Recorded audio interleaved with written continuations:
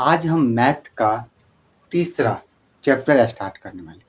देखिए कहा क्या है, दो चर वाले रैखिक समीकरण युग्म।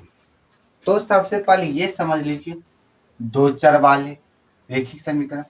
अब इससे पहले हम जान लेते हैं रैखिक समीकरण क्या होती है। रैखिक समीकरण आप बहुपद में हम रैखिक बहुपद पढ़े हैं। तो रैखिक समीकरण का जो व्यापक रूप होता है ए एक्स प्लस क्या हो गया, ए एक्स प्लस बी बराबर।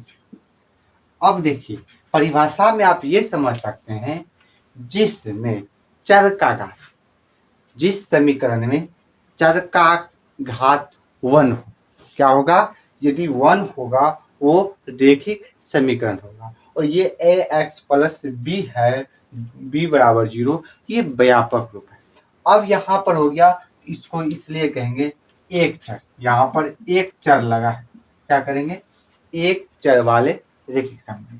अब डिफिनेशन में ये लिख सकते हैं, यदि समीकरण क्या हो गया, यदि समीकरण में चर का घात कितना हो, 1 हो, तो वो हो जाएगा एक चर वाले रैखिक समीकरण। अब देखिए यहाँ पर लगा है दो चर, अब दो चर वाले रैखिक समीकरण हो जाए, रैखिक समीकरण। अब देखिए यहाँ पर एक चर था, इसलिए हम क्या लगाए, एक चर का घात 1 हो, और यहाँ पर आ जाएगा दो चर लेंगे, क्या लेंगे, दो चर लेंगे और दोनों का समीकरण, और दोनों का घात क्या होना चाहिए, 1 होना चाहिए। यहाँ पर ऊपर वाले में 1 लिए, क्योंकि यहाँ पर क्या हो गया, एक क्या हो गया, एक रैखिक समीकरण या रैखिक समीकरण आप डायरेक्ट बोल सकते हैं। तो यहाँ पर आ गया ए एक्स प्लस बी, और यहाँ पर आ गया दो चर वाले रैखिक समीकरण। क्या आ गया, दो चर वाले रैखिक समीकरण। कहने का मतलब यदि दो चर है उसका घात यदि 1 हो जाए तो वो दो चर वाले रैखिक समीकरण आ जाएगा।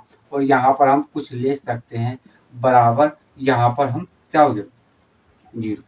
अब देखिए इसका जो व्यापक रूप होता है A X plus B Y plus C बराबर 0।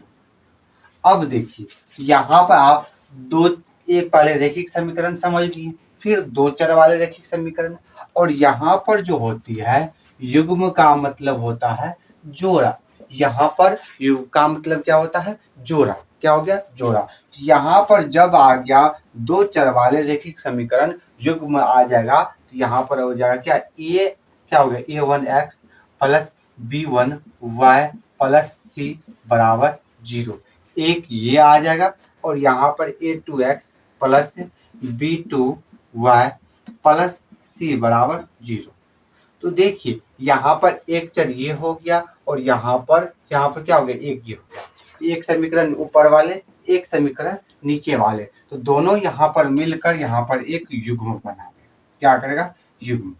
युग्म मतलब जोड़ा, इसलिए कहेंगे दो चर वाले रैखिक समीकरण युग्म। क्या कहेंगे, और इसका जो नाम होता है युगपत। क्या हो गया, युगपत समीकरण। क्या हो गया। अब देखिए यहाँ पर आप क्या, कुछ इंपॉर्टेंट बात क्या हो गया, यहाँ पर ए और बी क्या हो गया, कभी 0 नहीं होगा। क्या हो गया, ए बी कभी 0 नहीं होगा। यहाँ पर क्या हो गया, ए बी कभी 0 नहीं होगा। अब होगा तो क्या, यहाँ पर ए बी कभी 0 नहीं होगा, तब क्या होगा, क्या हो गया, तब यहाँ पर ए बी 0 नहीं होगा, ए बी यहाँ पर सी जो होगा वास्तविक संख्या। क्या होगा, वास्तविक संख्या होगा।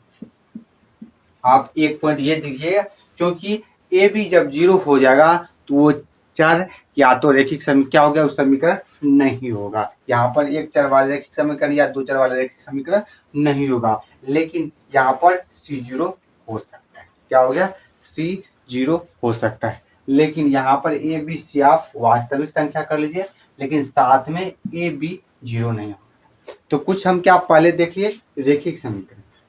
रैखिक समीकरण का नहीं मतलब ए एक्स प्लस बी, और यहाँ पर दो चर वाले रैखिक समीकरण का नहीं मतलब जिसमें दो चर हो उसका घात 1 दिख, क्या हो गया, 1 हो जाएगा। अब जो यहाँ पर आ गया दो चर वाले रेखीय समीकरण, इसको कहते हैं युगपथ समीकरण। क्या कहेंगे? युगपथ समीकरण। और ये जो युगपथ समीकरण होती है, इसको हल करने की दो विधि है। क्या हो गया? दो। एक आता है बीज, क्या हो गया? बीज गणितीय विधि। क्या हो गया? बीज गणितीय। और दूसरा जो आता है, दूसरा आता है ग्राफीय विधि। क्या हो जाएगा? ये ग्राफीय विधि, ये जो होती है सोल्व करने का। और यहाँ पर क्या हो गया? इसका जो विधि होता है बीज गणितीय का, हम अलग अलग देखते हैं। लेकिन यहाँ पर जो होता है, हम जो यहाँ पर पढ़ेंगे क्या? लुप्तीकरण।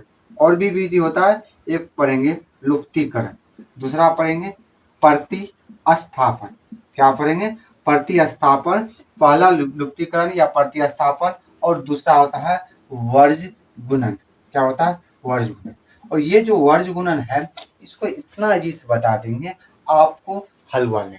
यहाँ पर क्या हो गया? पहले हम लुप्तीकरण विधि और प्रतिस्थापन वर्ज, तीन होता है, और तीन से या तो दो नंबरा में एक क्वेश्चन पूछेगा, या दोनों में क्या हो गया? या दो नंबरा पूछे ऑब्जेक्टिव में, तीनों में से एक क्वेश्चन बोर्ड में रहता ही रहता है। और यहाँ पर ग्राफीय विधि से पूछ देगा, यहाँ पर 5 नंबर, तब फिर ये सब क्या हो गया? इस सबसे सवाल नहीं लेगा। ये था। अब देखिए, ये था। अब जो होता है ये ग्राफीय विधि से और दो चर वाले, तो आपको कब दिखेगा? अब यहाँ से हम कुछ ले, एक बराबर हम ले लेते हैं 2x + 3y अब +5 = 0, ये हो गया। और यहाँ पर आ गया 6x - 5x - 3 = 0।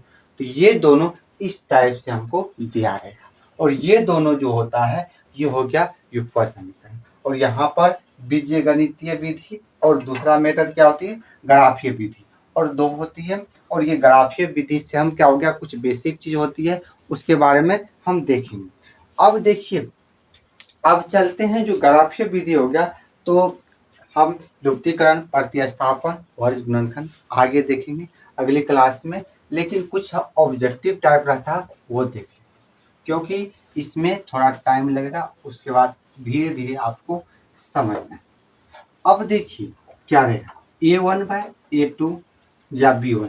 तो यहाँ पर A1x, यहाँ पर क्या हो गया? A1x + B1y + C1 = 0। A2x + B2y + C2 = 0। ये जो आपका मेथड होता है, ये होता है व्यापक रूप। ये क्या हो गया? व्यापक रूप। अब इससे क्या होता है? आप यदि ग्राफ, क्योंकि ऑब्जेक्टिव में रहता है, आप यदि ग्राफ को सोल्व कीजिएगा तब पता चलेगा। लेकिन ये ऐसा विधि 3 है जो आप क्या कीजिएगा, यदि सेम टू सेम दिख जाए, आप क्या कीजिएगा? वो दिख जाए। कहने का मतलब क्या होता है? एक रूप आता है A1/A2 = B1/B2 does not equal C1/C2। कहने का मतलब क्या हो गया? आप इससे डायरेक्ट बता सकते हैं, यदि ये ए रूप करेगा तो आप हल होगा या नहीं होगा, डायरेक्ट यहाँ से संख्या निकल, ये होता है। अब देखिए A1/A2 = B1/B2 does not equal C1/C2 रहेगा। क्या रहेगा? C1/C2 रहेगा। तब यहाँ पर क्या होता है? यहाँ पर क्या होता है? यहाँ इस केस में आपको हो जाएगा, क्या होता है? इसका जो ग्राफ होता है, इसका ग्राफ होता है समांतर। क्या होता है? ग्राफ कैसा होता है? समांतर होता है, एक दूसरे से कभी नहीं मिलेगा। क्या हो गया? A1/A2 = B1/B2 = C1/C2 रहेगा। इसका जो ग्राफ होगा समांतर होगा, आपको पूछ देगा। अब सवाल में आपको दिया रहेगा, क्या हो गया? A1/A2 = B1/B2। सवाल कैसा दिया रहेगा? तो यहाँ पर देख लीजिए 2x प्लस, पहले हम तीनों रूल ही देख लेते हैं, उसके बाद सवाल कुछ एग्जाम्पल। अब समांतर हो गया, हल कोई नहीं होगा। क्या हो गया? हल कोई नहीं, एक भी हल नहीं होगा, हल कोई नहीं, जो कहेगा कोई भी हल नहीं होगा। अब पहला केस। दूसरा केस क्या हो जाएगा? A1/A2 = B1/B2 = C1/2। जब यहाँ पड़ेगा इस केस में ग्राफ जो होती है संपाती होता है। दोनों रेखा एक ही होती है, क्या होती है, संपाती होती है। और यहाँ पर जो हल होता है अनगिनत, अनगिनत हल बोलिए, अनंत या अनगिनत, अनंत या बहुत हल, तो ये सारा एक ही है, एक ही। अब ये आ गया, ये दूसरा है, क्या हो गया, ये आपका दूसरा है। तीसरा नियम क्या कहता है, ये 1/A2 does not equal B1/B, और तीसरा बराबर हो भी सकता है या नहीं भी हो सकता है। कहने का मतलब A1/A2 B1/B2 नहीं होगा, इसका क्या हो गया, अद्वितीय, क्या हो गया, अद्वितीय हल या एक हल। इसका जो ग्राफ होता है प्रतिच्छेदी, और ये होती है प्रतिच्छेदी। तो आप यहाँ पर समांतर संपाती से, अब देखिए जिसका हल निकलता है वो संगत होता है, और जिसका हल नहीं निकलता है वो क्या हो गया, असंगत। ये असंगत हो जाएगा, ये दोनों संगत है। अब आपको सवाल रहेगा, जैसे यहाँ पर 2x + 5y = 6, यहाँ पर 3x + 2y = 3। अब यहाँ पर हमको चेक करना है ये इसका ग्राफ क्या क्या होगा, या हल पूछेगा, तब हमको क्या कर देना है, A1/A2 = B1/B2 = C1/C2, ये आप कर लीजिएगा।